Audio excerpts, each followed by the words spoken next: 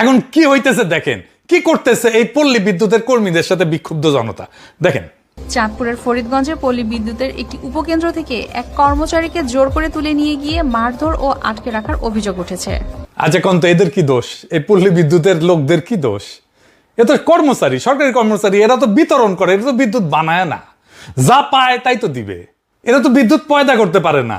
এই বেচারাদের উপরে চড়াও হয়ে কোনো লাভ আছে? সারা দেশে পানি আর বিদ্যুতের জন্য হাহাকার। কিন্তু আসলে কি হয় পল্লী বিদ্যুতের অফিসারের কাছে নিজেই শোনেন, তার কাছেই শোনেন।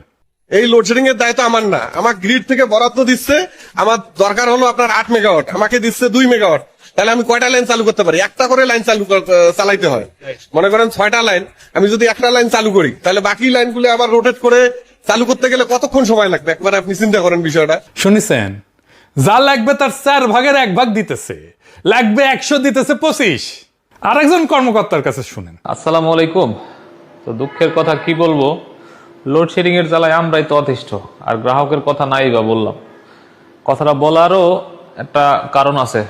এই যে দেখেন, আমার এখন মেন লাইনের সাপ্লাই দেখেন 1380 কিলোওয়াট, মানে হচ্ছে 1.3 মেগাওয়াট। এখন এটা দেখানোর পরে যদি বলি যে আমার এখানে 4টা লাইন আছে, 4টা লাইনের 3টাই বন্ধ, একটা লাইন চালু রাখতে পারছি, এটার কারণ লোডশেডিং। তো লোডশেডিং এর এত পরিমাণ ভয়াবহতা যে আমার 4টা লাইনের 3টা বন্ধ রাখতে হচ্ছে। তা হিসাব করেন যে একটা লাইন চালু করতে হলে আমার কত ঘন্টা পর পর বিদ্যুৎ সে একটা লাইনে দিতে পারবো।